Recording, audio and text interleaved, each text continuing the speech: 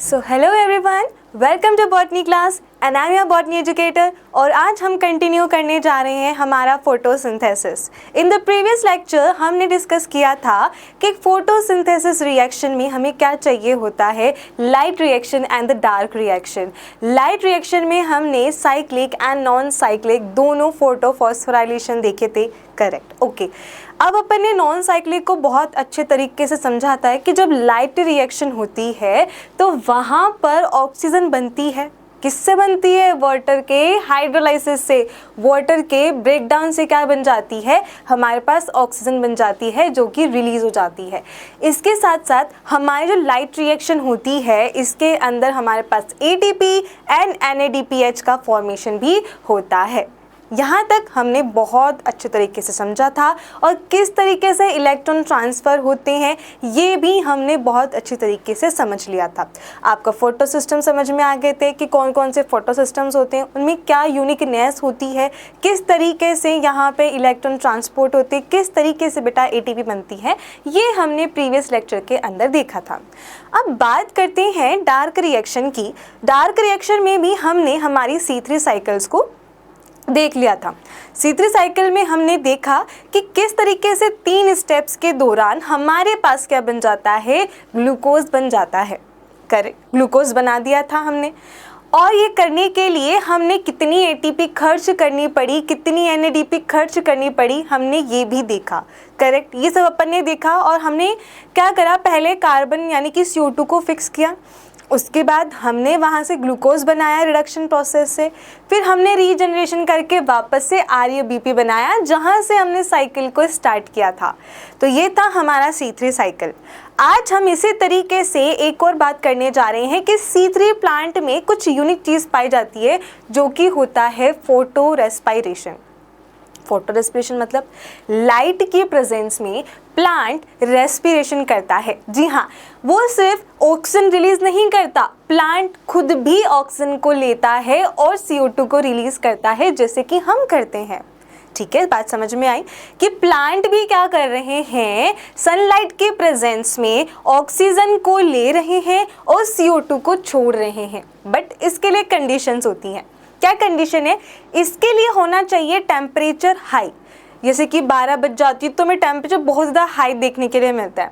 तो इन C3 plants में क्या होता है, जब टेम्परेचर बहुत ज़्यादा इंक्रीज़ हो जाता है तो उस इंक्रीज टेम्परेचर के अंदर वो क्या करना स्टार्ट कर देता है, अपनी रेस्पिरेशन स्टार्ट कर देता है। अब वो कैसे करता है वही तो हम पढ़ने वाले हैं। तो चलिए स्टार्ट करते हैं हमारा लेक्चर और हम पढ़ने जा रहे हैं सबसे पहले फोटो रेस्पिरेशन के बारे में। सॉरी, ओके, तो photo respiration is also called, इसको और क्या क्या कहा जाता है, तो फोटोसिंथेटिक कार्बन ऑक्सीडेशन यानी कि PCO साइकिल भी कहा जाता है। इसके बाद यहाँ पे ग्लाइकोलेट साइकिल यानी ग्लाइकोलेट मैकेनिज्म कहा जाता है। क्यों कहा जाता है देखेंगे भी ग्लाइकोलेट कैसे बनता है। इसे C2 साइकिल भी कहते हैं। जिस तरीके से C3 साइकिल में सबसे पहला कंपाउंड 3 कार्बन का होता है जो कि स्टेबल होता है, इसलिए उसको C3 कहते हैं। यहाँ पे भी 2 कार्बन का कंपाउंड स्टेबल बनता है, इसीलिए इसे हम C2 साइकिल भी कहते हैं। The light dependent uptake of oxygen, oxygen को अपटेक करता है, CO2 को रिलीज करता है in green cells of C3 plant are called photorespiration. क्या कहा, प्लांट नॉर्मल फोटोसिंथेसिस में क्या करता है, ऑक्सीजन को रिलीज करता है। कैसे रिलीज करता है, जब CO2 अंदर ले लेता है। ये कब की बात है, ये सिंथेसिस की बात है।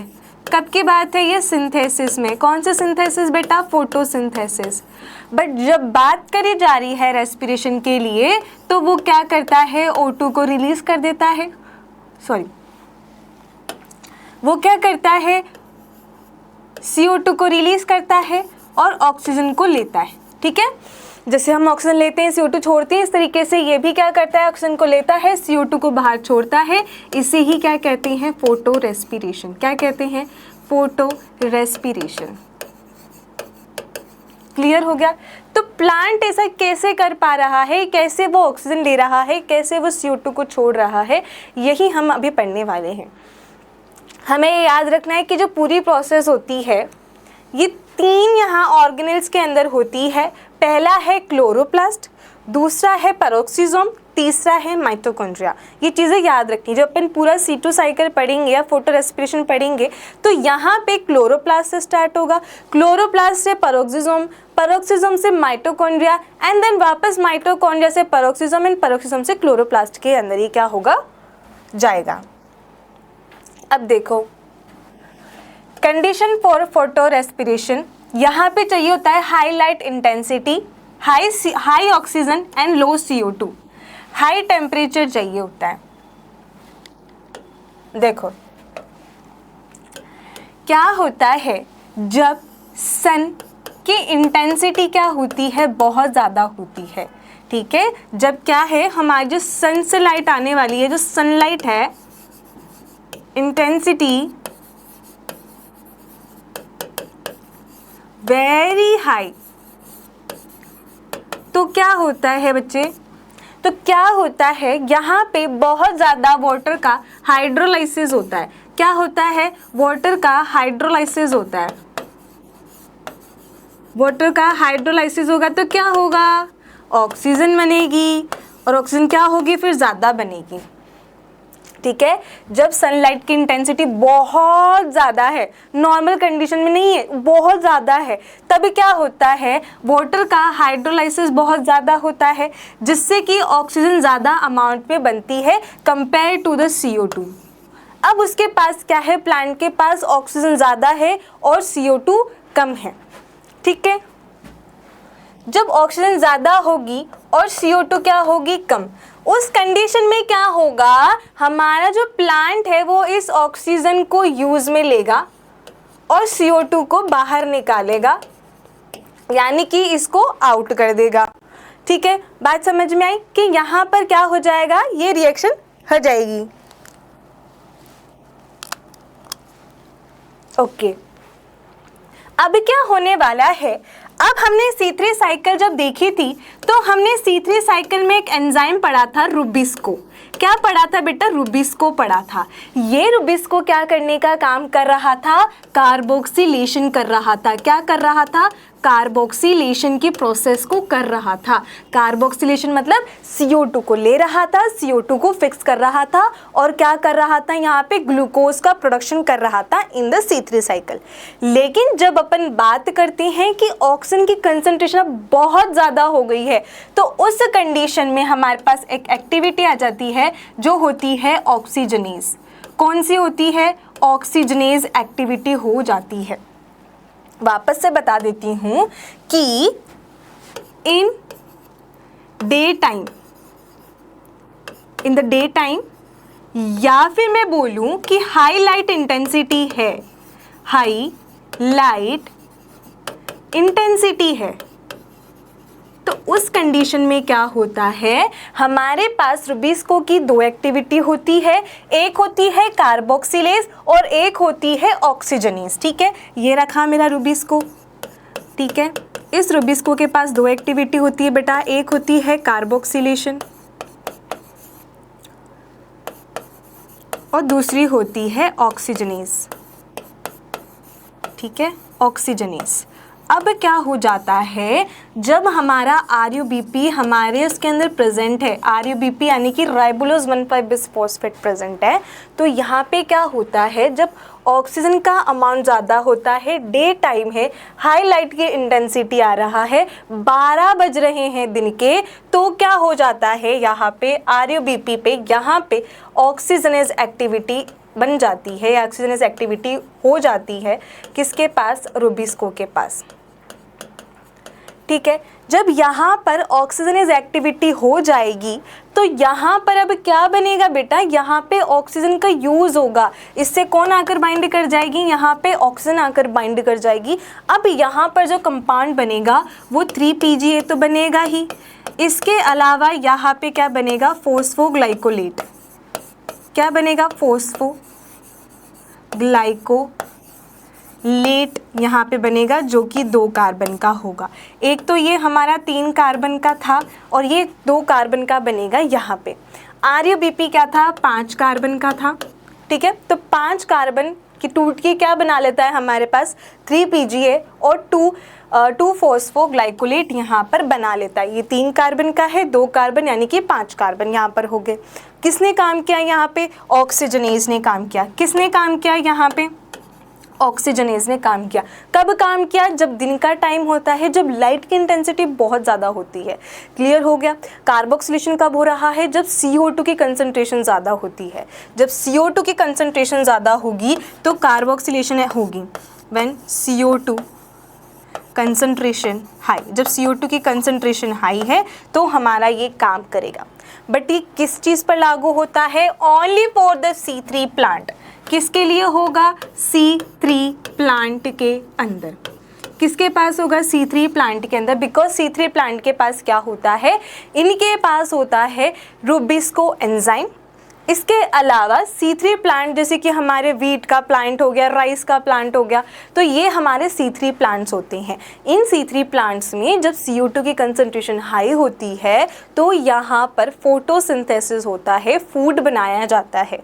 बट जब भी लाइट की इंटेंसिटी बहुत ज़्यादा होती है और CO2 की कंसंट्रेशन बढ़ जाती है, मतलब ऑक्सीजन की कंसंट्रेशन बढ़ जाती है, इस कंडीशन में ऑक्सीजनेज एक्टिविटी बढ़ जाती है और ऑक्सीजनेज एक्टिविटी के लिए यहाँ पर ऑक्सीजन बाइंड करके यहाँ पर 2 कंपाउंड बनाता है। एक होता है 3PGA और एक होता है 2 फॉस्फोग्लाइकोलेट। यहाँ पर बात समझ में आ गई। अब हम यहाँ पे पूरी C2 साइकिल पढ़ेंगे और वो भी 3 ऑर्गेनेल में पढ़ेंगे। कौन कौन से 3 ऑर्गेनेल हैं मुझे नाम बता दो। एक तो है हमारा क्लोरोप्लास्ट, ठीक है। उसके बाद कौन आएगा? पेरोक्सीसोम। उसके बाद कौन आएगा यहाँ पे? माइटोकॉन्ड्रिया, ठीक है, माइटोकॉन्ड्रिया।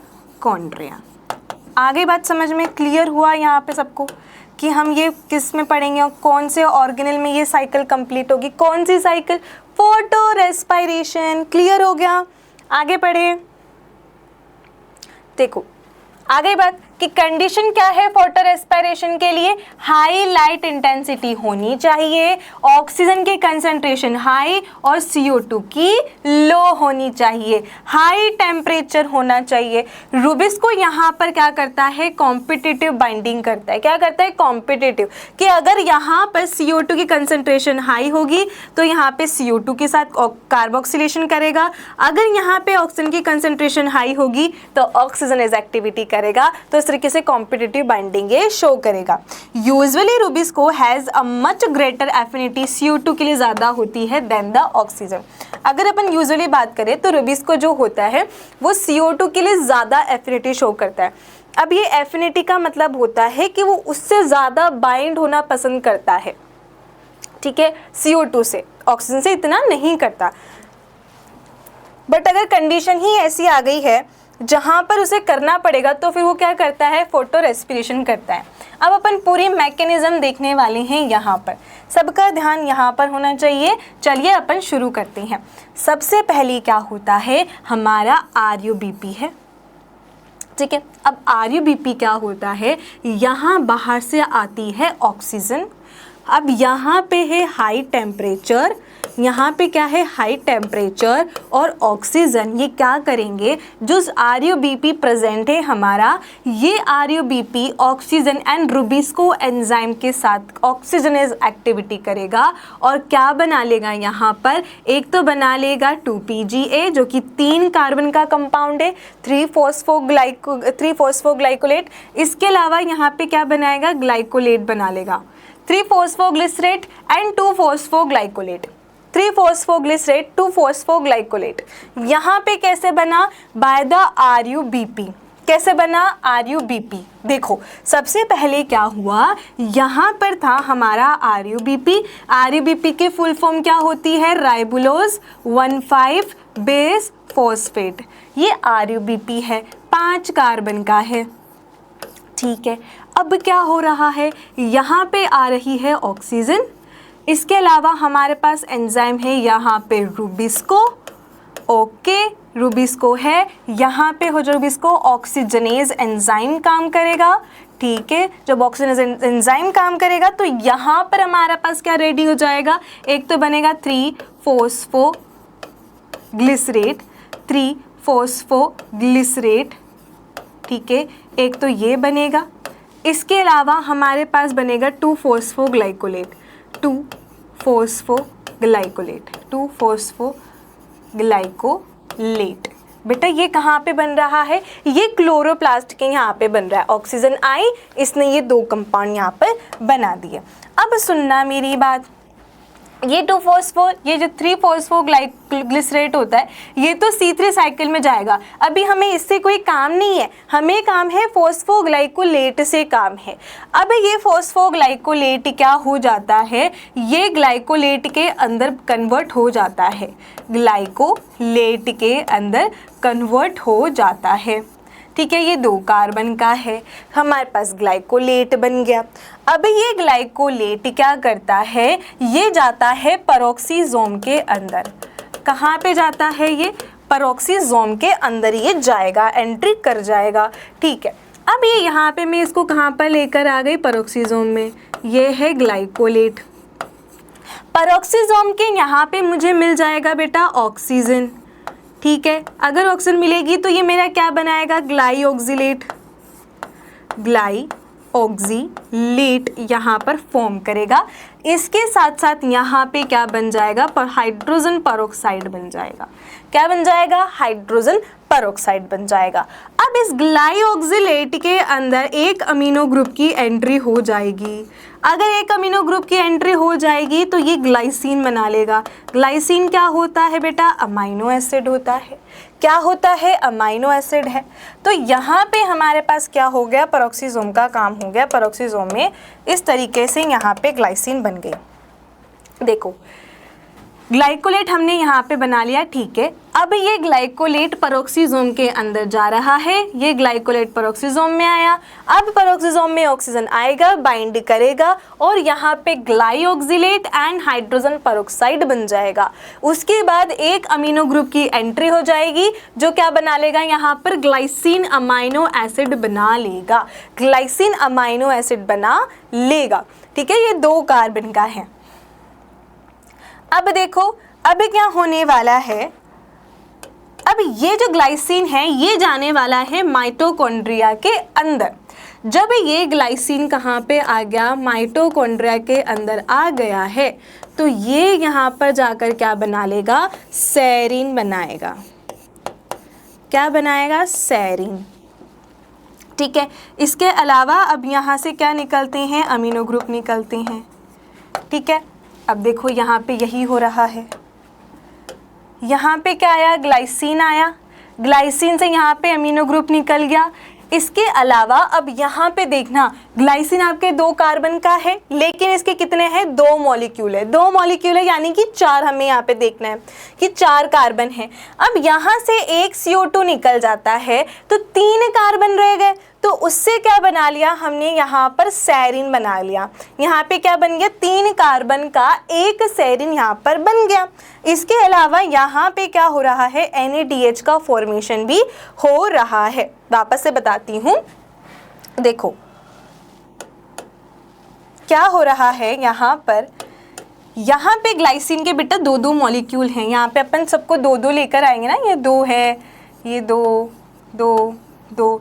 तो अभी ग्लाइसिन जो होता है ये होता है 2 कार्बन का, ठीक है। अब ये 2 कार्बन का है यानी कि इसके पास अभी टोटल 4 कार्बन हो गए।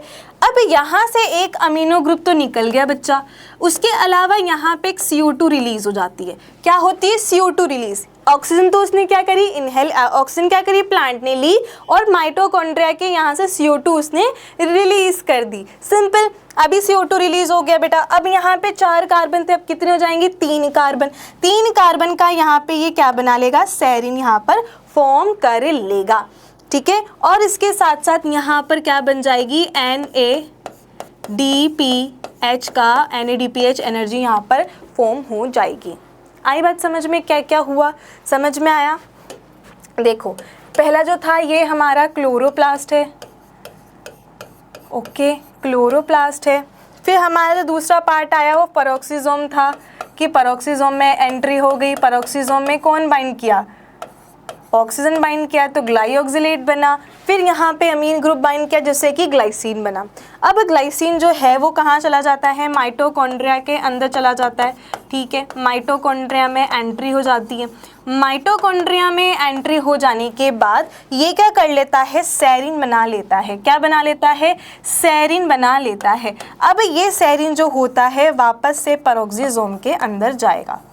सेरीन क्या कर रहा है, पेरोक्सिसोम के अंदर जा रहा है। अब ये बना लेगा हाइड्रोक्सी पाइरुवेट। देखो क्या हो रहा है बच्चा, यहाँ पे आ गया सेरीन, सेरीन ने वापस एक अमीनो ग्रुप निकाला, अमीनो ग्रुप निकलते ही ये क्या बन जाएगा, हाइड्रोक्सी पाइरुवेट यहाँ पर बन जाएगा। क्या बन जाएगा, हाइड्रोक्सी पाइरुवेट का फॉर्मेशन हो जाएगा। जैसे ही हाइड्रोक्सी पाइरुवेट बना, यहाँ पे जो NADH बनी थी अब वो NADH खर्च होकर ग्लिसरेट यहाँ पर फॉर्म हो जाती है। क्या बोला मैंने, यहाँ पे मैंने बोला कि यहाँ होती है हाइड्रोक्सी पाइरुवेट, हाइड्रोक्सी पाइरुवेट यहाँ पे बनती है। कैसे बनती है हाइड्रोक्सी पाइरुवेट, जब यहाँ से एक अमीनो ग्रुप मेरा निकल जाएगा, निकल गया अमीनो ग्रुप, हाइड्रोक्सी पाइरुवेट बन गया, वापस से यहाँ क्या बना लेगा, ग्लिसरेट का फॉर्मेशन कर लेगा, ठीक है। फॉस्फोग्लिसरेट यहाँ पे बन जाएगा और यहाँ पे क्या एनर्जी यूज़ हो जाएगी, NADPH यहाँ पर एनर्जी यूज़ हो रही है। पहले यहाँ पे बन रही थी, अब वही एनर्जी क्या हो गई, यहाँ पर आकर यूज़ में आ गई, ठीक है। तो ये ग्लिसरेट यहाँ पर आ जाएगा। अब ये यहाँ पे फॉस्फोग्लिसरेट होगा, फिर यहाँ पे आता है फिर फॉस्फेटेज, फिर ग्लिसरेट बनता है। अब ये ग्लिसरेट वापस से किससे बन जाएगा, फॉस्फोग्लिसरेल्डिहाइड, फॉस्फोग्लिसरेट में बदल जाएगा। देखो 1 सेकेंड, देखो यहाँ पे फॉस्फो नहीं था, ठीक है, ठीक है। अब ये ग्लिसरेट था बेटा, यहाँ पे आकर ये ग्लिसरेट आ जाएगा। जैसे ही ग्लिसरेट आएगा ये यहाँ पर वापस से 3-फॉस्फोग्लिसरेट बना लेगा। 3-फॉस्फोग्लिसरेट जब बनाएगा बेटा, फॉस्फेट ग्रुप को ऐड किया है तो यहाँ पर ये ATP का यूज़ कर लेता है। क्या कर लेता है, यहाँ पर ATP का यूज़ कर लेता है, क्योंकि वो ग्लिसरेट के अंदर फॉस्फेट ग्रुप को ऐड करने जा रहा है। अगर फॉस्फेट ग्रुप ऐड हुआ यानी कि ATP खर्च हो रही है, ATP क्या कर रही है, अपना फॉस्फेट दे रही है। अब ये 3-फॉस्फोग्लिसरेट ही तो ये है, ये कहाँ चला जाएगा बेटा, C3 साइकिल के अंदर जाएगा, जहाँ पर ये क्या कर लेगा, ग्लूकोज वगैरह इनका फॉर्मेशन स्टार्ट कर देगा। देखो यही हो रहा है कि ग्लिसरेट है, ATP का यूज़ करके PGA बनाया, ये हमारी C3 साइकिल में चला जाएगा। C3 साइकिल से वापस सब कुछ सम चीज़ें वही रिपीट होने लग जाएंगी। आई पूरी बात समझ में। अब आपको यहाँ पर देखना, ये जो प्रोसेस होती है एकदम वेस्टफुल प्रोसेस होती है, पूरी वेस्टेज होती है। क्यों, क्योंकि यहाँ पे आपको ATP को खर्च करना पड़ रहा है, आपको प्लांट को क्या करना पड़ रहा है, ऑक्सीजन लेने के लिए उन्हें अपनी ATP खर्च करनी पड़ रही है, इसीलिए क्या होती है, वेस्टफुल प्रोसेस होती है। अब यहाँ पे कहीं पे भी हमको फूड बनते हुए तो दिखाई नहीं दे रहा है ना, या ना ही कोई यहाँ पर एनर्जी फॉर्म हो रही है, बल्कि खर्च हो रही है। ना तो फूड बन रहा है ना एनर्जी बन रही है, तो ये एक वेस्टफुल प्रोसेस होती है।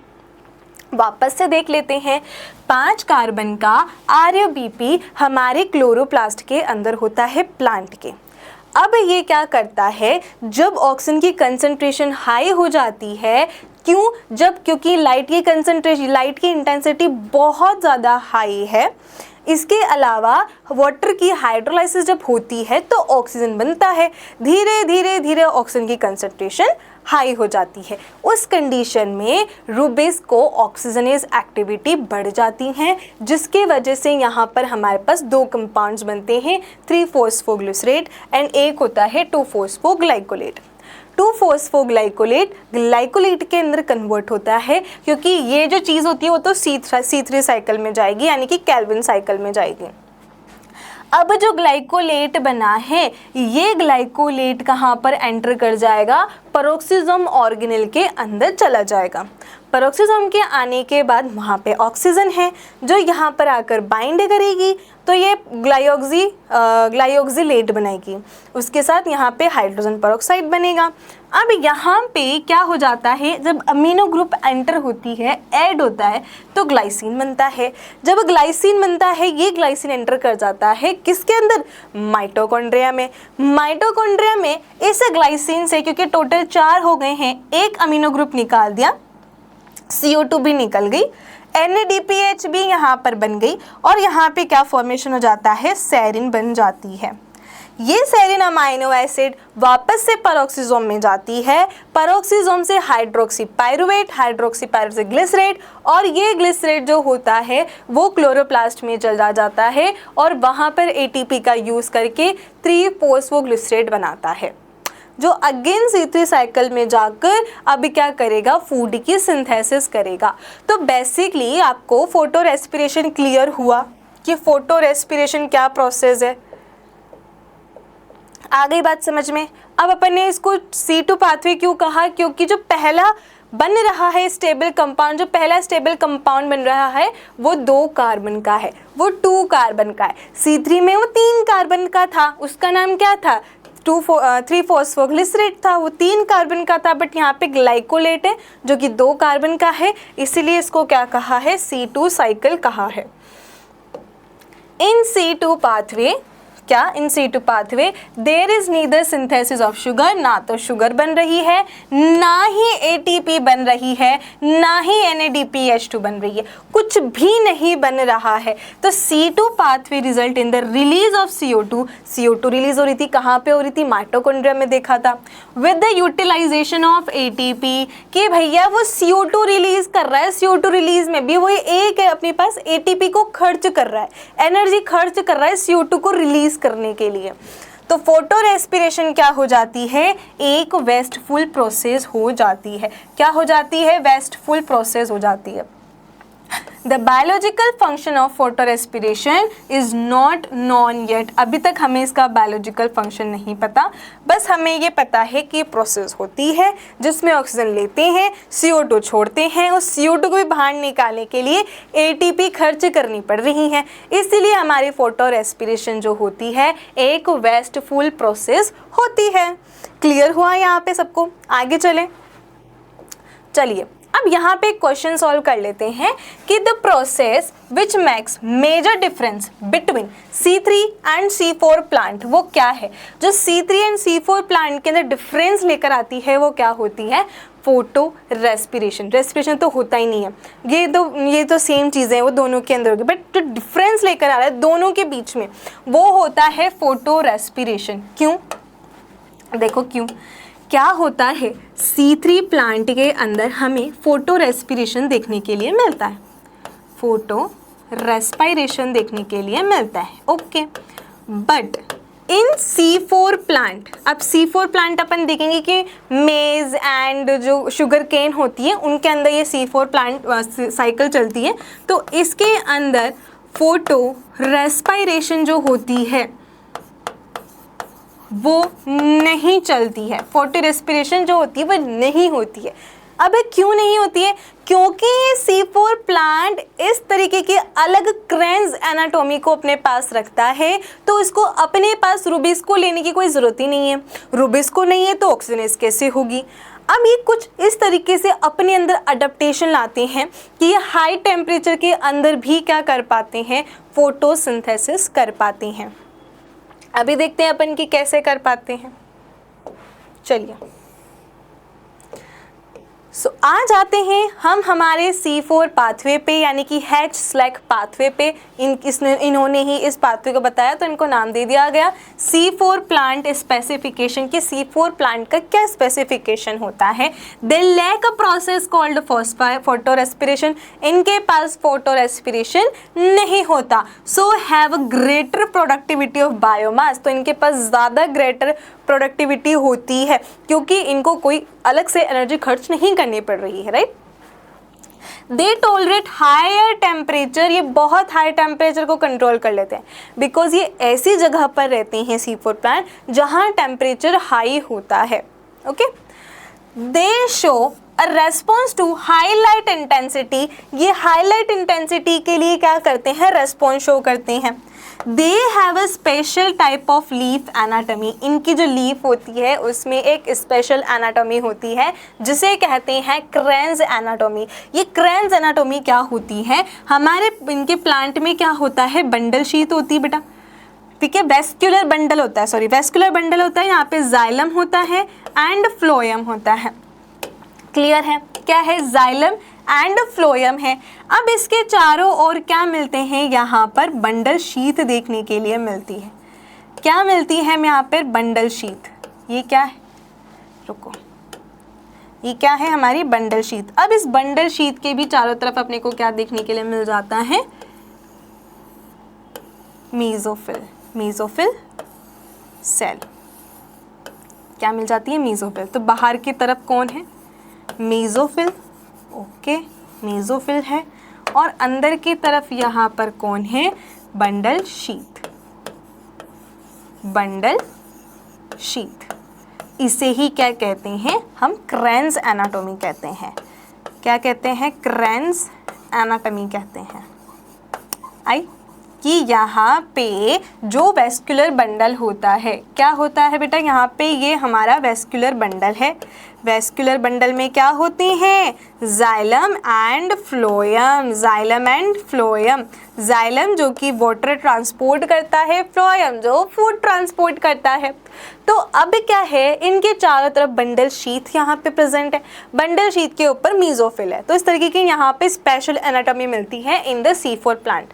दे are adapted to hot and dry conditions. ये हाँ, जब हाई टेम्परेचर के लिए, हॉट ड्राई जब कंडीशन होती है उनके लिए अपने आप को क्या करके रखते हैं, अडेप्ट करके रखते हैं। तो इन्हें फोटो रेस्पिरेशन यहाँ पर फिर शो नहीं करते हैं। अब देखो C4 पाथवे को और क्या कहा जाता है, इसे कहा जाता है CO2 कंसंट्रेशन मैकेनिज्म या कंसंट्रेटिंग मैकेनिज्म कहते हैं। CO को कोऑपरेटिव फोटोसिंथेसिस कहते हैं। डाई कार्बोक्सिलिक एसिड साइकिल यानी कि DCA साइकिल भी इसको कहती हैं। C4 प्लांट का एग्जाम्पल हो जाता है एक शुगर केन, आपने देखा होगा गन्ना। तो इस शुगर केन की जो लीव्स होती हैं यहाँ पर अपने को क्या देखने के लिए मिलता है, C4 साइकिल देखने के लिए मिलती है। फिर नेक्स्ट आते हैं, ये आपको दिख रहा होगा मक्का यानी कि मेज, इनमें भी आपको क्या देखने के लिए मिल जाती हैं, C4 साइकिल मिलती है। वही इसको क्या क्या कहते हैं, CO concentrating mechanism, cooperative photosynthesis and di carboxylic acid cycle भी इसको कहती हैं। फिर आ जाता है एक हमारे पास नेक्स्ट हो जाता है सोरगम। क्या हो जाता है, सोरगम जो प्लांट है इसके अंदर भी हमें क्या देखने के लिए मिलेगा, C4 साइकिल देखने के लिए मिलेगा। ओके, अब देखते हैं कि इसमें क्या चीज़ होती है। तो वहीं पे क्रेन्स एनाटॉमी बताया गया है जिसको रिथ भी कहते हैं। Present in the leaf of C4 plant, की जो C4 प्लांट है कौन कौन सी, मेज, शुगर कैन एंड सोरगम। इनकी जो लीव्स होती हैं इनमें C4 प्लांट, इन्हें C4 प्लांट कहते हैं। इन्हीं के लीफ के अंदर हमें क्रेन्स एनाटॉमी देखने के लिए मिलती है। Okay, the bundle sheath sales may form several layer around the vascular bundle, की जो वेस्कुलर बंडल है यानी कि जाइलम फ्लोएम है, इसके चारों तरफ किसकी बंडल शीथ की बहुत सारी क्या होती है, लेयर्स होती है, बहुत सारी लेयर होती है बंडल शीथ की। इसी को ही यही कैरेक्टराइज्ड है। लार्ज नंबर ऑफ क्लोरोप्लास्ट देखने के लिए मिलेगा। Thick wall of impervious gaseous exchange होंगे। नो इंटरसेलुलर स्पेस, कोई इंटरसेलुलर स्पेस यहाँ पर देखने के लिए नहीं मिलेगा। अब आ जाते हैं हम हमारे C4 पाथवे पे कि ये किस तरीके से होता है। देखो क्या हो रहा है, सबसे पहले ये होता है मेसोफिल। क्या है ये, मेसोफिल। देखो मैंने क्या कहा था कि ये तो मेरा वेस्कुलर बंडल है, ये इसके ऊपर बंडल शीथ है, बहुत सारी बंडल शीथ की बहुत सारी लेयर है, ये बंडल शीथ की लेयर है। ओके, ये बंडल शीथ की लेयर है गई। इस बंडल शीथ की लेयर के ऊपर क्या है, मेसोफिल होगा। ये मेसोफिल सेल्स हैं, ये मेसोफिल सेल्स हैं, ये मेसोफिल है। तो सबसे बाहर के तरफ क्या है, मेसोफिल। तो इसी मीज़ोफिल में सबसे पहले कौन एंटर कर जाएगा बेटा? CO2 एंटर करेगा। तो अपन यही देखने जा रहे हैं इन द मीज़ोफिल सेल क्या होता है, बाहर से क्या आती है? CO2 आती है। CO2 यहाँ पे कार्बोनेट के अंदर कन्वर्ट हो जाती हैं। फिर जैसे यहाँ पे आती है तो यहाँ पे PEP होती है, फॉस्फोइनोल पाइरुवेट। ठीक है, फॉस्फोइनोल पाइरुवेट यहाँ पे होता है 3 कार्बन का। एक और कार्बन आ गया तो कितने कार्बन हो गए बेटा? 4 कार्बन। तो ये 4 कार्बन का यहाँ पे OAA बना लेता है, ऑक्जेलो एसिटिक एसिड यहाँ पर बना लेता है, जो कि 4 कार्बन का होता है। पहला स्टेबल यहाँ पे कंपाउंड बनता है, इसीलिए इसको C4 पाथवे भी कहते हैं। आई बात समझ में? क्या हुआ? CO2 जी आए। CO2 कहाँ पे? सबसे पहले मीज़ोफिल के अंदर आए। जैसे ही मीज़ोफिल के अंदर आता है तो ये बाइकार्बोनेट में कन्वर्ट हो जाता है। इसके बाद PEP होता है। PEP पहले से प्रेजेंट है बना हुआ, क्योंकि क्या है, जब फूड स्टोर होता है तो फूड को क्या होगा? PEP तो होगा ही ग्लाइकोलाइसिस के अंदर, तो ये PEP बनता है। PEP से क्या होता है? यहाँ पे एंजाइम काम में आता है पेपकेस। क्या आता है? पेपकेस, यानी कि पाइरुवेट इनोल फॉस्फेट केस है ना, पेपकेस कार्बोक्सिलेशन करता है, यानी कि CO2 को फिक्स किया जा रहा है और यहाँ पे 4 कार्बन का कंपाउंड बनाया जा रहा है, जिसे कहते हैं ऑक्जेलो एसिटिक एसिड। जब ये बन जाता है फिर ये कहाँ पे जाता है? क्लोरोप्लास्ट में। क्लोरोप्लास्ट में क्या है? मैलिक एसिड बना लेगा। क्या बनाएगा? मैलिक एसिड बनाएगा। ऑक्जेलोएसिटेट से क्या बन रहा है? Malic acid. यहाँ पे हमारे पास एनर्जी खर्च होती है, यानी कि NADPH2 यूज़ होता है, जिससे कि मैलिक एसिड बनता है। ये मैलिक एसिड क्या करेगा? मैलिक एसिड अब बंडल शीट के अंदर आ जाएगा। कहाँ पे आ जाएगा? बंडल शीट के अंदर आ जाएगा। ये बंडल शीट में आ गया।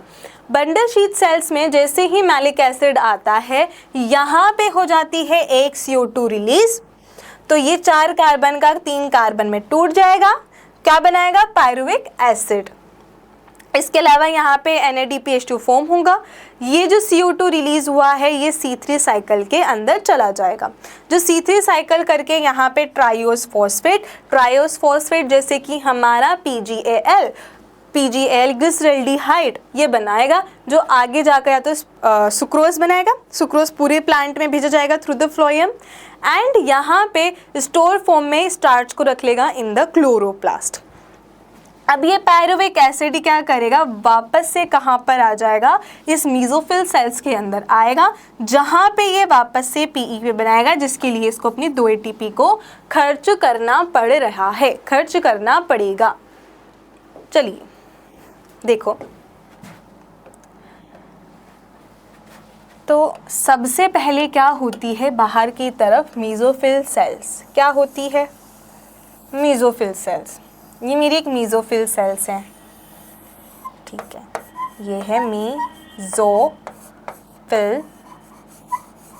सेल्स, ये मेरी मीज़ोफिल सेल्स है। ओके, सबसे पहले क्या आ रहा है? यहाँ पर CO2 आ रहा है, क्योंकि CO2 बाहर बहुत ज़्यादा है। CO2 प्लांट में आ गया, ठीक है। अब यहाँ पे बन जाएगा बाइकार्बोनेट, ठीक है। देखो यहाँ पे बेटा सेम ही चीज़ हो रही थी आपको। यहाँ पे जो CO2 है ना, वो सबसे पहले एंटर करेगा और यहाँ पे बाइकार्बोनेट के अंदर कन्वर्ट हो जाएगा, जो कि यहाँ पे हो चुका है। अब यहाँ पे ध्यान देना क्या होता है? PEP प्रेजेंट होता है। कौन होता है? PEP। PP यानी कि फॉस्फो इनोल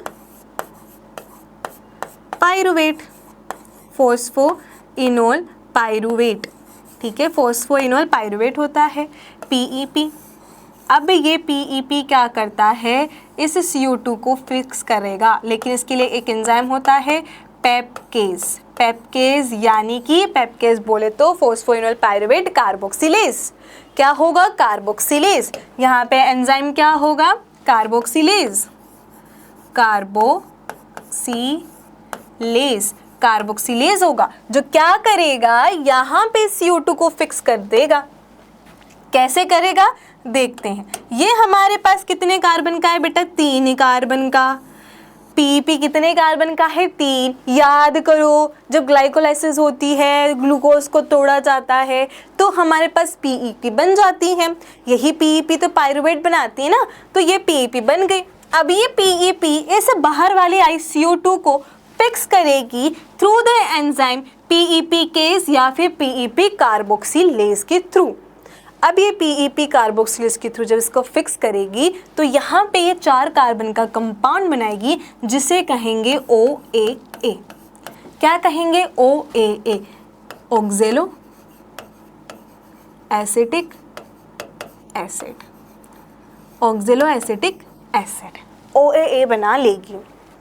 ठीक है, अब ये OAA बन चुका है, ये क्या बन चुका है? OAA बन चुका है जो कि 4 कार्बन का है। अब ये क्या कर लेता है? ये यहाँ पे बनाता है बेटा मेलेट। क्या बनाता है? मेलेट। बोलूँ तो मैलिक एसिड, मैलिक एसिड बोलो या मेलेट बोलो एक ही बात होती है। तो मेलेट बना लेता है बेटा, ये भी 4 कार्बन का होता है। तो जब ऑक्जेलो एसीटेट जब मेलेट बनाता है तो यहाँ पर NaDH2 खर्च होता है। ठीक है, ये खर्च होता है यहाँ पे। अगर आपने अपनी क्रेब्स साइकिल पढ़ी है तो क्रेब्स साइकिल जब अपन देखते हैं जहाँ पे अपन क्या बना रहे होते हैं, मेलेट से ऑक्जेलो एसीटेट बनाते हैं, तब जाकर हमें यहाँ पर NaDH2 मिलती है। लेकिन ये एक उल्टी प्रोसेस हो रही है, अगर आपको समझ में आ रही हो ये उल्टी प्रोसेस है, तो यहाँ पर एनर्जी खर्च हो रही है। अब देखो अब क्या होता है, इसके पास में अड़के कौन होती हैं? यहाँ पे बंडल शीट होती है। कौन होती है? Bundle sheath. ठीक है, यहाँ पे बंडल शीट है। अब बंडल शीट के अंदर देखो क्या होता है, बहुत अच्छा देखा। अब ये मेलेट जी आ जाएंगे यहाँ पे, आ गए मेलेट, ये मेलेट आ गया यहाँ, ये मेलेट आ गया अपना मेसोफिल शीट सेल्स के अंदर, मेसोफिल शीट सेल्स के अंदर यहाँ पर आ जाता है। ठीक है, आ गया। अब यहाँ पे ये जो मेलेट है जो कि 4 कार्बन का है बेटा, ये टूट कर क्या बना लेता है? पायरुवेट, पायरुवेट बना लेता है। पायरुवेट कितने कार्बन का होता है? 2 कार्बन, यानी कि यहाँ पे क्या निकलती है? 3 कार्बन का होता है। 1 सेकेंड, इसको पूरे को ही हटा देते हैं। देखो अब क्या हुआ, यहाँ पर पायरुवेट का फॉर्मेशन हो गया, पायरुवेट यहाँ पर बन गया जो कि 3 कार्बन का होता है। ठीक है, यहाँ पे एक CO2 रिलीज़ हो जाती है। ये CO2 कहाँ पर चली जाएगी? C3 साइकिल के अंदर चली जाएगी, C3 साइकिल में चली जाएगी। ठीक है, C3 साइकिल में चली जाएगी। इसके अलावा 1 सेकेंड, 1 सेकेंड, अभी जो C3 साइकिल में आया है, देखो C3 साइकिल क्या करती हैं, यहाँ पर PgAl बनाती है, 3-फॉस्फोग्लिसरल्डिहाइड, 3-फॉस्फोग्लिसरल्डिहाइड बनाती है। 3-फॉस्फोग्लिसरल्डिहाइड एक तो क्या बनाती है? सुक्रोज। ठीक है, मैंने क्या कहा था भाई, वो क्या बनाती है? ग्लूकोज पहले बनाती है, लेकिन अगर उस चीज़ को ट्रांसपोर्ट करना है, पूरे प्लांट सेल्स में पहुंचाना है, तो उसको सुक्रोज की फॉर्म में पहुंचाती है थ्रू द फ्लोएम। ठीक है, तो इस सुक्रोज को फ्लोएम के थ्रू क्या पहुंचाया जाएगा? पूरी सेल्स, पूरी प्लांट सेल्स में पहुंचाया जाएगा। इसके अलावा अगर उसको स्टोर करना है तो यहाँ पे क्या बन जाएगा? स्टार्च। ये बन जाएगा स्टार्च। ये स्टार्च कहाँ पे बन जाएगा बेटा? अपना जो क्लोरोप्लास्ट है वहाँ पे स्टोर हो जाएगा। ये स्टोर होगा इन क्लोरोप्लास्ट के अंदर। तो ये क्लोरोप्लास्ट के अंदर क्या होता है? स्टोर किया जाता है। इस सुक्रोज को तो पूरे में पहुंचा देंगे और इसको स्टोर कर लिया जाएगा। अब क्या होता है यहाँ पर कि जब यहाँ पर पायरुवेट बन जाता है, ये पायरुवेट वापस से कहाँ पर आता है? इस मेसोफिल सेल्स के अंदर। तो पायरुवेट आ गया। इसके अलावा यहाँ पे ये जो एनर्जी खर्च हुई थी, ये वापस से यहाँ पे क्या बना लेता है? NaDH2 यहाँ पे फॉर्म कर लेता है। ठीक है, तो ये एनर्जी यूज़ भी हो रही है और बन भी रही है, तो एक दूसरे से कट टू कट, ठीक है, कट्टस हो जाएगी। तो ये पायरुवेट जी बन गए। अब ये पायरुवेट क्या करेगा? वापस से PEP बना लेगा और इसको PEP बनाने के लिए यहाँ पर ATP खर्च करनी पड़ जाएगी। क्या करेगी? ATP खर्च करनी पड़ जाएगी। आई बात समझ में? सबसे पहले CO2 आता है, प्लांट में जो एक शुगर केन प्लांट को अपने दिमाग में करो, ठीक है। उसकी जो लीव्स देखिए कितनी लंबी लंबी लीव्स होती हैं, वहाँ पे बंडल शीथ या मैं बोलते क्रेन्स एनाटोमी वहाँ पर मिलती है। क्रेन्स एनाटोमी का मतलब होता है कि जो हमारे वेस्कुलर बंडल है उसकी चारों ओर मल्टी लेयर हमें क्या देखने के लिए मिलेंगी, बंडल शीथ देखने के लिए मिलेगी। और बंडल शीथ के बाहर की तरफ क्या होंगी, मेसोफिल सेल्स होंगी। अब ये मेसोफिल सेल्स में क्या हो जाता है, यहाँ पे CO2 आता है बाहर से, यहाँ पे हाइड्रोकार्बन होता है। फिर उसके बाद यहाँ पे पहले से PEP होता है। PEP यहाँ पे मेन एंजाइम याद रखना है कि अपना मेन एंजाइम है पेप्केज, यानी कि PEP कार्बोक्सिलेज। ये इस CO2 को फिक्स कर देगा और OAA बना लेगा। 4 कार्बन का कंपाउंड बनता है, इसीलिए अपन इसको C4 साइकिल भी कहते हैं। ऑक्जेलोसिटेट बना। अब यहाँ पे NADPH तो यहाँ पे एनर्जी यूज़ हो रही है, बिकॉज ये एक उल्टी प्रोसेस है, क्योंकि मेलेट से ऑक्जेलोसिटेट बनता है तब एनर्जी बनती है, क्योंकि यहाँ पे उल्टा प्रोसेस हो रहा है, ऑक्जेलोसिटेट से मेलेट बन रहा है तो यहाँ पे एनर्जी खर्च होती है। अब यहाँ पे आ जाता है मेलेट दूसरे बंडल शीथ के अंदर। बंडल शीथ में आने के बाद यहाँ पे जब ये पायरुवेट में कन्वर्ट होता है तो ये NADH2 को रिलीज़ करता है। इसके अलावा एक CO2 को रिलीज़ करता है। क्या करा, CO2 को रिलीज़ करा। जैसे ही CO2 को रिलीज़ करता है ये अपने C3 साइकिल में चला जाता है। C3 साइकिल कहाँ पे हो रहा है, बंडल शीथ के अंदर। कहाँ पे हो रहा है, बंडल शीथ के अंदर। बेटे कुछ पॉइंट्स होते हैं जो आपको याद करने होते हैं कि C3 साइकिल कहाँ पे हो रहा है, बंडल शीथ में। बंडल शीथ में, अगर बंडल शीथ में C3 साइकिल हो रहा है तो यहीं पर हमारा स्टार्च बन रहा है, यहीं पे हमारा सुक्रोज ग्लूकोज जो होते हैं वो फॉर्म होते हैं इन द बंडल शीथ के अंदर ही। क्लियर हो गया। अब इसके बाद जो पायरुवेट बनता है, ये पायरुवेट वापस से मेसोफिल सेल्स में आता है और यहाँ पे इसको PEP में कन्वर्ट करने के लिए, क्योंकि उल्टा चीज़ करी जा रही है, क्योंकि हम ग्लाइकोलाइसिस में पढ़ते हैं तो PEP से पायरुवेट जाते हैं और ये इरिवर्सिबल प्रोसेस होती है, इसको वापस से उल्टा नहीं किया जा सकता।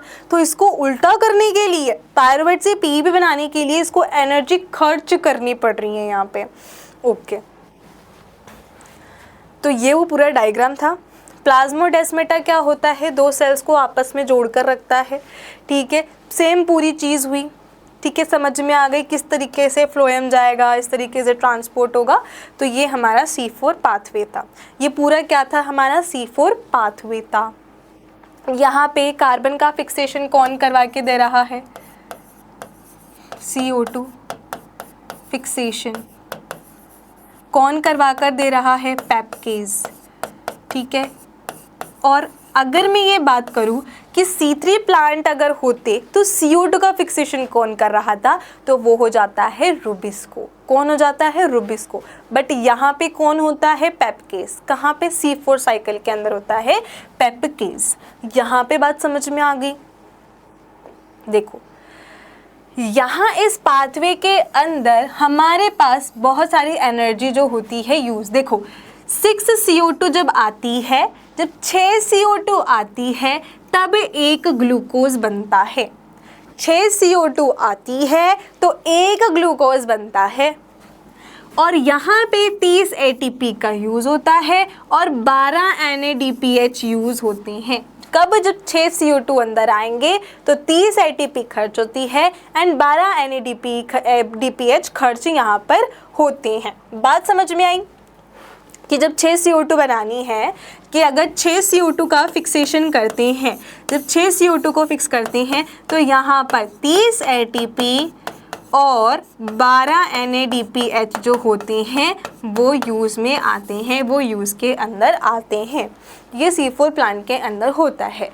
यहाँ पे वही चीज़ है कि मेसोफिल सेल है, एटमॉस्फेरिक CO2 अंदर आती है, बाइकार्बोनेट बनाती है। फिर इसके बाद यहाँ पर ये बाइकार्बोनेट के पास फोस्फोइनोल पायरुवेट होता है PEP, जो इसको फिक्स करने का काम करेगा। तो इसको फिक्स करने के लिए क्या है, PEP है, जो इसको फिक्स करके क्या करेगा, C4 एसिड बनाएगा। C4 एसिड बोली तो OAA बनाएगा, ऑक्जेलो एसिटिक एसिड बनाएगा। ये ट्रांसपोर्ट हो जाएगा कहाँ पे, हमारे इस बंडल शीथ के अंदर। मैलेट की फॉर्म में। अब ये मैलेट की फॉर्म में आएगा, मैलेट बोलो ये बोलो 4 कार्बन का है। अब ये मैलेट यहाँ पे आएगा, इसका डी कार्बोक्सिलेशन, डी मतलब होता है बेटा हटाना, डी का मतलब होता है हटाना, तो यहाँ पे डी कार्बोक्सिलेशन है यानी कि CO2 को हटाया जाता है। अब ये CO2 ही यहाँ बंडल शीट में कहाँ पे चली जाती है, C3 साइकिल के अंदर चली जाती है। अब जैसे ही C4 से एक कटा तो यहाँ पे C3 एसिड बन गया जिसको अपन ने कहा था पायरुवेट। ये पायरुवेट अब ट्रांसपोर्ट होता है, वापस से कहाँ जाता है, मीजोफिल सेल्स के अंदर चला जाता है। जैसे ही मीजोफिल सेल्स में आएगा वापस से यहाँ पे रीजनरेशन करता है और रीजनरेशन के थ्रू यहाँ पर क्या बना देता है, फोस्फोइनोल पायरुवेट बनाता है, जिसके अंदर इसे अपनी एनर्जी को खर्च करना पड़ जाता है। आई बात समझ में? बहुत सिंपल था। ये C4 एसिड C3 एसिड एकदम क्लियर है। C4 क्यों कह रहे हैं ये भी समझ में आ गया। ओके, इसके अलावा यहाँ पे मेन पॉइंट याद रखना है कि कौन सा एंजाइम है जो CO2 का फिक्सेशन करवा के दे रहा है, पेप्केज। और उसके अलावा यहाँ पे जो फूड बनता है, जो C3 साइकिल चलती है, पूछा कि C4 प्लांट में आपको C3 साइकिल जो होती है वो कहाँ पर चलती है, कौन सी सेल्स में चलती है, तो आपको याद होना चाहिए कि वो बंडल शीथ सेल्स में चलती है। ओके, तो यहाँ पे आई होप ये C4 साइकिल सबको एकदम मस्त झक्का समझ में आया होगा। अब देखो क्वेश्चन है what does not occur in photo respiration. Photo respiration में क्या नहीं होता, देखो यूटिलाइजेशन ऑफ ऑक्सीजन, कि ऑक्सीजन को यूटिलाइज किया जाता है, प्रोडक्शन ऑफ CO2 को प्रोडक्ट के रूप में फॉर्म किया जाता है, सिंथेसिस ऑफ ATP की सिंथेसिस होती है, और यूज़ ऑफ ATP का यूज़ होता है। देखो यूटिलाइजेशन तो किया जाता है, ऑक्सीजन ली जाती है, एंड प्रोडक्शन किया जाता है CO2 को बनाया जाता है, छोड़ा जाता है, ठीक है। यहाँ पर ATP की सिंथेसिस नहीं होती है, यहाँ पर तो ATP यूज़ में आती है, ATP खर्च होती है। तो अपना यहाँ पे क्या हो जाएगा, यहाँ पे थर्ड यहाँ पर आंसर आ जाएगा कि synthesis of ATP photo respiration के अंदर नहीं होता। फोटो रेस्पिरेशन एक वेस्टफुल प्रोसेस होती है, यहाँ पर ATP खर्च होती है। फिर आ जाते हैं यहाँ पर कि फोटो रेस्पिरेशन जो होती है इज फेवर्ड बाय, कि क्यों फोटो रेस्पिरेशन फेवर हो रही है। लो लाइट इंटेंसिटी से नाना, उसको तो हाई चाहिए होता है। लो ऑक्सीजन हाई CO2 नहीं, यहाँ पे रेस्पिरेशन पूछा है, लो टेम्परेचर नहीं, high oxygen and low CO2 yes. जब ऑक्सीजन की कंसंट्रेशन हाई हो जाती है और CO2 की कम हो जाती है, उस कंडीशन में यहाँ पे कौन काम करता है, फोटो रेस्पिरेशन काम करता है। तो फोर्थ यहाँ पर क्या हो जाएगा, करेक्ट हो जाएगा। अब यहाँ पे आया है the productivity is better in C4 plant because, क्यों C4 प्लांट में प्रोडक्टिविटी अच्छी होती है। देखो they increase the intracellular concentration of CO2 in mesophyll cells. क्या C4 प्लांट में जो इंट्रासेलुलर कंसंट्रेशन CO2 की है वो इंक्रीज हो जाती है क्या, नहीं। In this plant rubisco, C4 plant में rubisco has a much greater affinity for CO2 than the CO2। ये तो गलत बात है, यहाँ पे हमें रुबिस्को का तो कोई काम ही नज़र में नहीं आता C4 में, तो ये तो गलत हो गया। This plant can prevent competitive binding phenomena related to rubisco. Yes, यहाँ पे कॉम्पिटिटिव बाइंडिंग होती है, किसके अंदर, C4 प्लांट के अंदर। C4 प्लांट में अपने को क्या देखने के लिए मिलता है बेटा, कॉम्पिटिटिव बाइंडिंग देखने के लिए मिलती है। वन सेकेंड, ऐसा नहीं होता, रुको।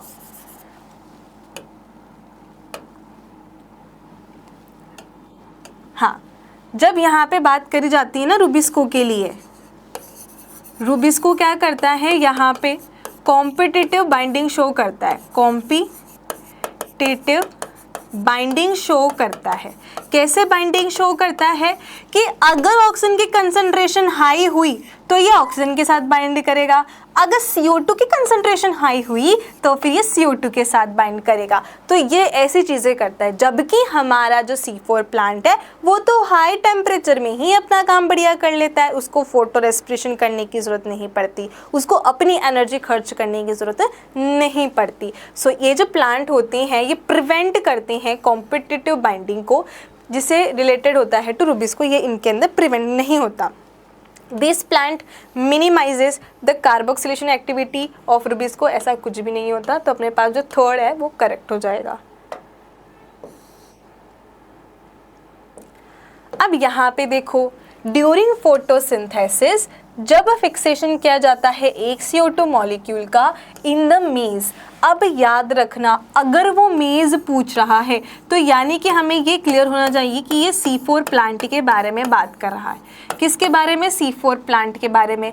फिर पूछता है टोमेटो, टोमेटो तो अपना क्या आ जाएगा? C3 प्लांट आ जाएगा। तो जब यहाँ पे फोटोसिंथेसिस के अंदर जब एक CO2 फिक्स करी जाती है तो कितने मॉलिक्यूल यहाँ पर यूज़ में आते हैं? A को बोला है मेज, B को बोला है टमेटो। अब जो A है यहाँ पर 5 ATP एंड 2 NADPH, यस अपन ने पढ़ा था। फिर यहाँ पे जो टोमेटो जो कि C3 प्लांट है यहाँ पे 3 ATP और 2 NADPH2, यस ये तो करेक्ट है, ये तो यहाँ पर यूज़ में आते हैं। तो फर्स्ट ऑप्शन तो ऐसे ही करेक्ट हो गया। 3 ATP तो बाकी क्या हो जाएंगे यहाँ पर गलत, तो फर्स्ट यहाँ पर क्या हो जाएगा? सही ऑप्शन हो जाएगा। अब यहाँ पे आया है जब डार्क रिएक्शन होती है, जब खाना बनाना होता है, ATP NADPH का यूज़ करना होता है और फोटोसिंथेसिस इन C4 प्लांट, तो C4 में क्या होता है? रीजनरेशन स्टेप अकर इन मेसोफिल सेल्स ओनली। क्या जो रीजनरेशन की प्रोसेस है क्या वो मेसोफिल बंडल शीथ के मेसोफिल सेल्स में होती है क्या सिर्फ रीजनरेशन की? नहीं, regeneration steps occurs in bundle sheath sales only. Only का यूज़ जब भी किया जाएगा इस पे अपने को हमेशा कॉन्सेंट्रेट करना है कि ओनली क्या सिर्फ वही होता है क्या? नहीं, regeneration step occur in both mesophyll cells and bundle sheath, दोनों के अंदर रीजनरेशन की प्रोसेस यहाँ पर देखने के लिए मिलती है। उसके अलावा there is no step of regeneration, regeneration तो होता है। अब बात कर लेते हैं, हमने क्या पढ़ लिया बेटा यहाँ तक? जितनी भी डार्क रिएक्शंस थी अपन ने देख ली, C3 एंड C4 साइकिल थे, और रेस्पिरेशन यानी कि फोटो रेस्पिरेशन देखा जो कि C3 प्लांट्स के अंदर देखने के लिए मिलता है, C4 में नहीं देखने के लिए मिलता। तो C4 क्या कहता है? भैया मुझे बिन फालतू अपनी एनर्जी खर्च नहीं करनी पड़ती, मैं तो हाई इंटेंसिटी लाइट के अंदर भी अपना फूड बना लेता हूँ। ठीक है, अब हमने क्या करा, हमारा जो पूरा फोटोसिंथेसिस था वो हमने लाइट और डार्क रिएक्शन दोनों देख ली। अब यहाँ पर एक आ जाता है ब्लैकमैन्स लॉ ऑफ लिमिटिंग फैक्टर। क्या जाता है? ब्लैकमैन्स लॉ ऑफ लिमिटिंग फैक्टर। इसमें क्या होता है?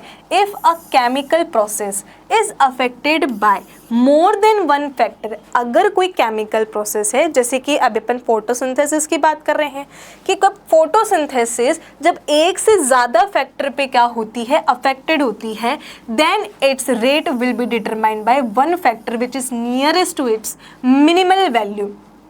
तो ये क्या होता है? फिर जो प्रोसेस है पूरी फोटोसिंथेसिस की वो डिटरमाइंड होती है सिर्फ एक फैक्टर से जो बहुत कम होता है।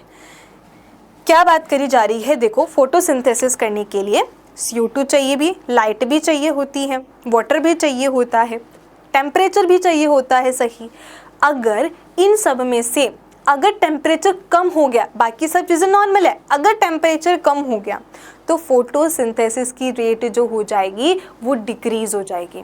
तो एक फैक्टर जो कम होगा उसके वजह से इस पूरी प्रोसेस पे क्या हो जाएगा? इफ़ेक्ट आएगा। वही क्या होता है? हमारा लिमिटिंग फैक्टर होता है। वही क्या होता है? लिमिटिंग फैक्टर होता है।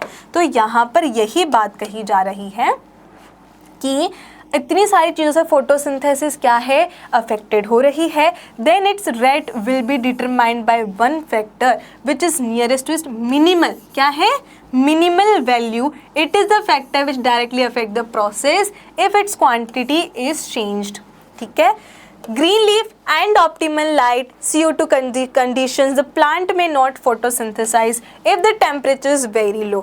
कि एक प्लांट है, उस प्लांट को आपने क्या दे दिया, उसके पास ग्रीन लीफ भी है, ठीक है, उसके पास ग्रीन लीफ भी है, उसके पास लाइट भी सही आ रही है, ठीक है, उसके पास लाइट भी सही आ रही है, उसको CO2 की कंडीशन भी अच्छी मिल रही है, लेकिन उसको क्या नहीं मिल रही है, टेम्परेचर सही नहीं है, उसमें टेम्परेचर जो है वो सही नहीं है। तो इस कंडीशन में जो टेम्परेचर है ये एज अ लिमिटिंग फैक्टर की तरह यहाँ पर काम करेगा। तो यहाँ पे this leaves is given the optimal temperature will start photosynthesis. तो ये बात समझ में आ गई। अब हम यहाँ पर ही इस क्लास को कंप्लीट करते हैं।